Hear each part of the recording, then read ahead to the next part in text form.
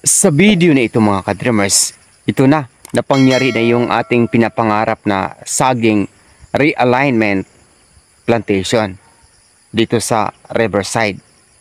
So, mula dito mga ka-dreamers sa dulo na yan, na ipinunla pa natin noong month of August, talagang yumabong na.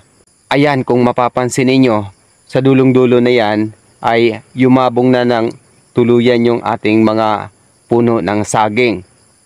At ngayong araw na ito ay talagang napagtagumpayan na po natin. Idugtong, ika nga, boundary to boundary.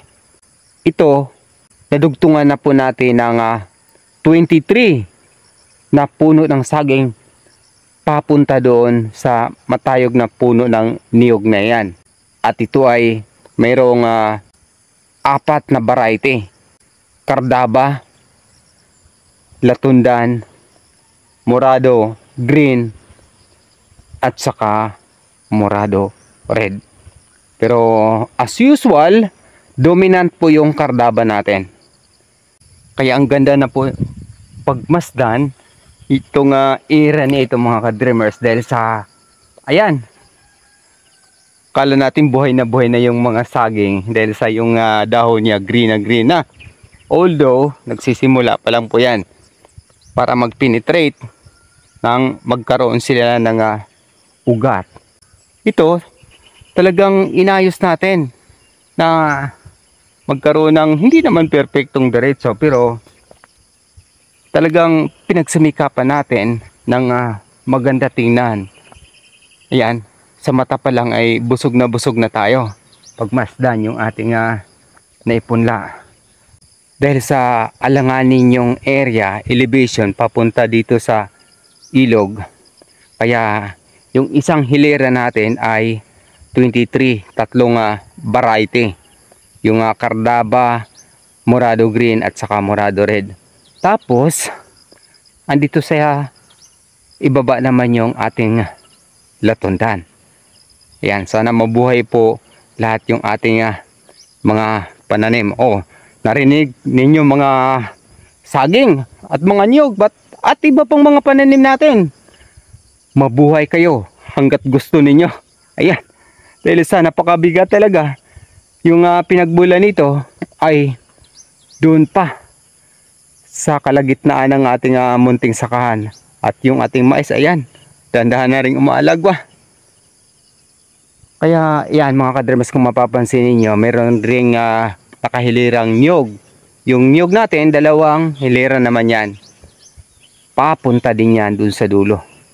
So, sa isang hilera, yung niyog natin ay 38. Ay, hindi pala, 39. So, total 78 yung 2 hilera na to. Di ba? Sabi ko nga, ito yung perfect area na napakagandang gawing mala resorts. Ayan. So plano natin dyan sa hinaharap, magtatayo tayo ng mini cottages dyan. Tapos lagyan natin ng solar para dyan tayo magtambay paggabi habang marinig natin yung bugso ng tubig. Makikita natin yung daloy ng tubig sa dakong gabi. Preskad, yan na.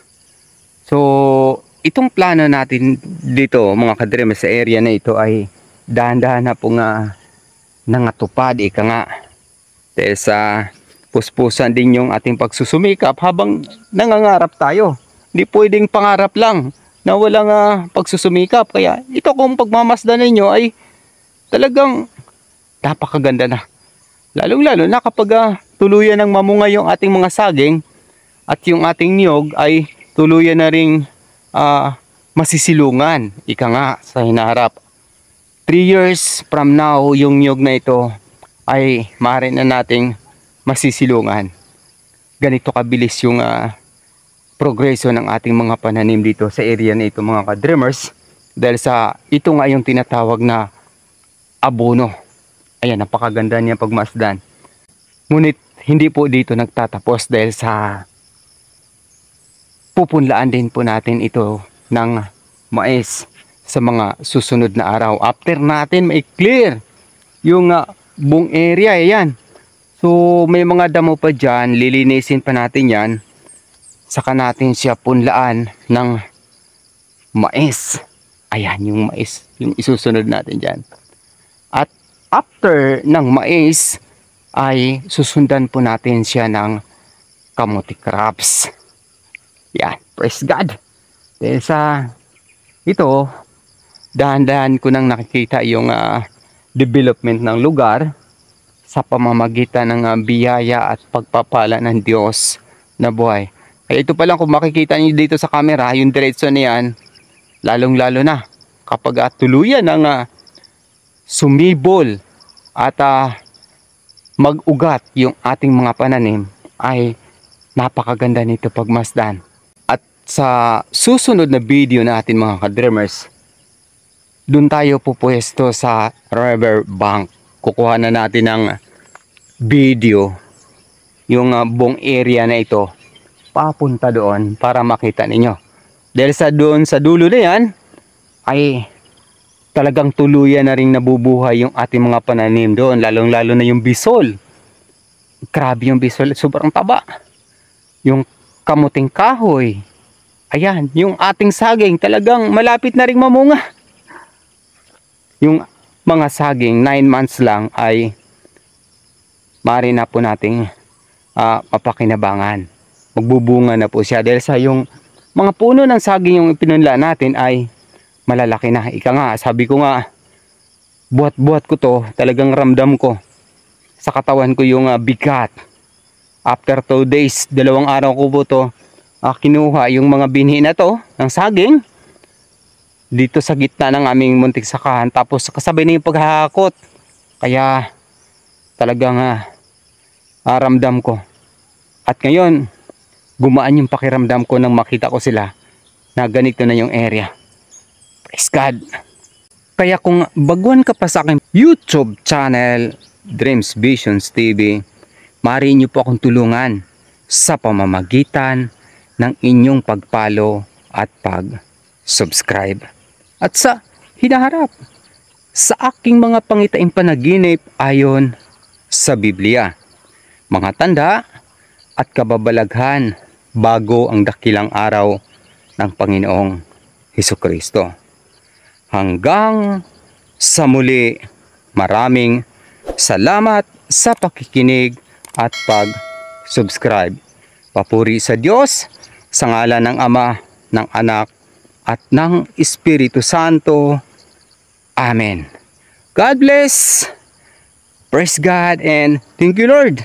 At tulungan nyo din kami mga local farmers sa pamamagitan ng pag-like, follow, comment, and share na din ng aking mga videos tungkol sa mga local farmers. Ayan mga ka-dreamers. At wag po natin kaligtaan yung ating mga pangitaing panaginip ayon sa Biblia, mga tanda at kababalaghan bago ang dakilang araw ng Panginoong Hesukristo. Thank you Lord. Ito na. Napangyari na yung ating pangarap sa pamamagitan ng ating pagsusumikap, biyaya at pagpapala ng Diyos na buhay dito sa ibabang lupa ay para ng sa langit. Amen. Praise God. Thank you Lord.